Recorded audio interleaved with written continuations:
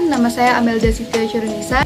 Pada video kali ini, saya akan menjelaskan tentang LKP atau Layanan Konsultasi Padi yang merupakan aplikasi berbasis web yang dikembangkan oleh Balitbangtan dan IRRI atau International Rice Research Institute.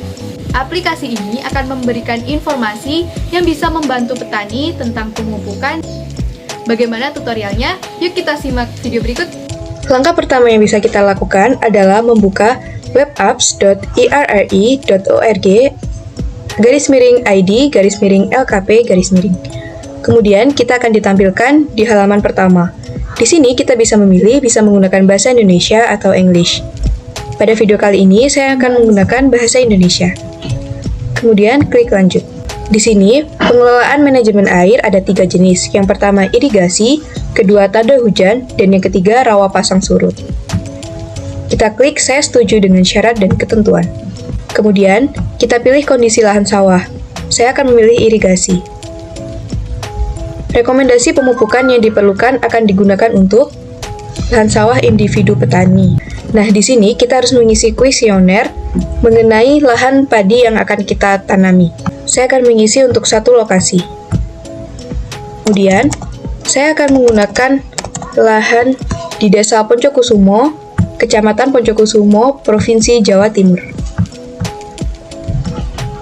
Lahan ini terletak di Kabupaten Malang.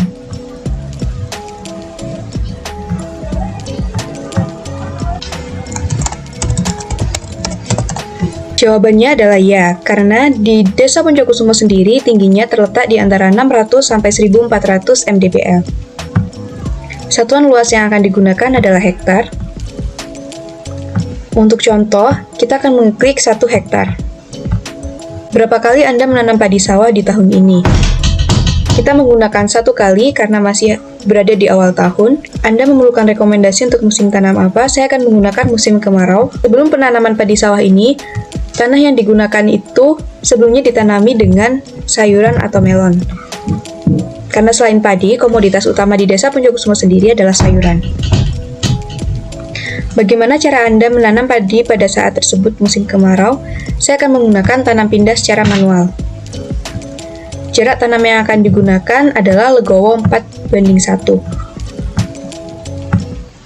Tanggal sebarnya adalah 1 Februari 2022. Varietas yang akan ditanam adalah varietas non-hibrida,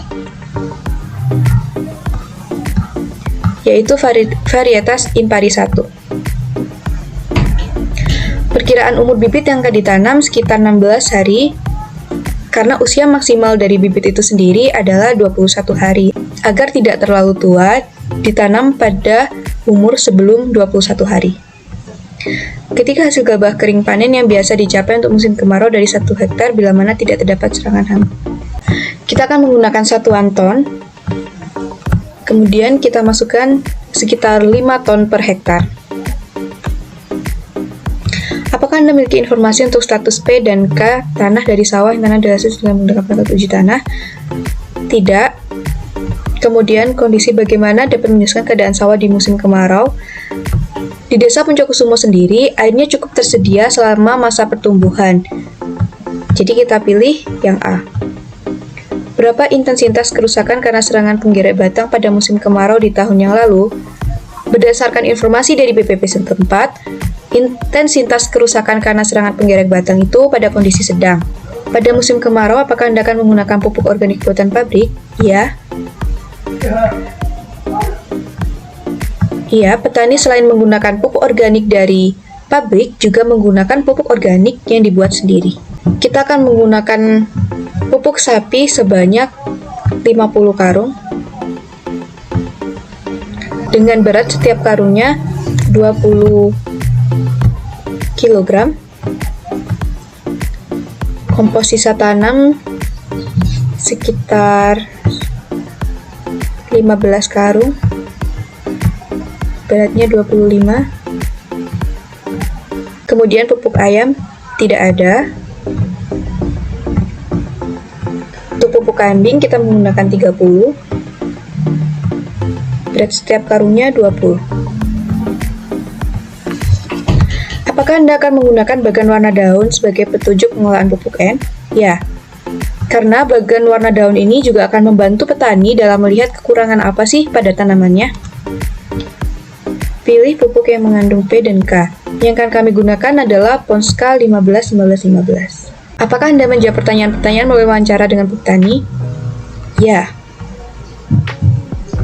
Kemudian, setelah kita menjawab ya, kita bisa memasukkan informasi tentang petani yang kita bantu untuk mendapatkan rekomendasi dari aplikasi ini. Apakah Anda menerima rekomendasi LKP pada musim tanam sebelumnya? Tidak. Kemudian ini adalah nomor HP dan email, di mana ketika kita memasukkan nomor HP dan email tersebut, hasil dari LKP ini bisa langsung dikirimkan ke petani yang kita bantu tadi. Kemudian ini ada informasi tentang pengguna layanan konsultasi padi, di mana kita sendiri mengisi data diri kita sendiri.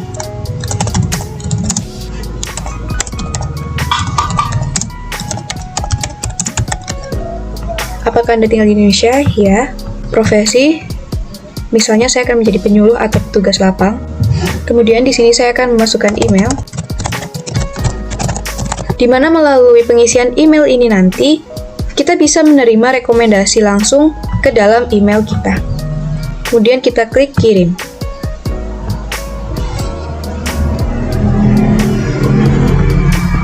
Nah, ini dia hasil dari layanan konsultasi padi yang telah kita isi pada kuesioner sebelumnya. Di sini kita akan mendapatkan petunjuk mengenai tanaman padi yang kita tanam.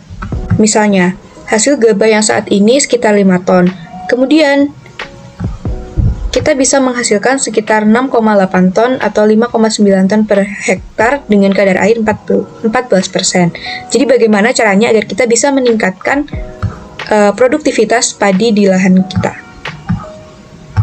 Di sini juga ada rekomendasi pupuk seperti di bawah ini. Di sini ada 2 jenis pupuk, yaitu pupuk Ponska dan urea.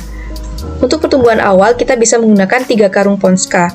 Kemudian untuk anakan aktif dan primordia, kita bisa memberikan pupuk urea berdasarkan dengan bagian warna daun yang kita lakukan. Misalnya, jika bagian warna daun menunjukkan 3, kita bisa memberikan 1,5 karung pupuk urea. Nah, kita bisa simpan rekomendasi ini. Kemudian kita bisa cetak atau kita bagikan langsung kepada petani. Nah, demikian penjelasan mengenai aplikasi layanan konsultasi padi Indonesia versi 1.0.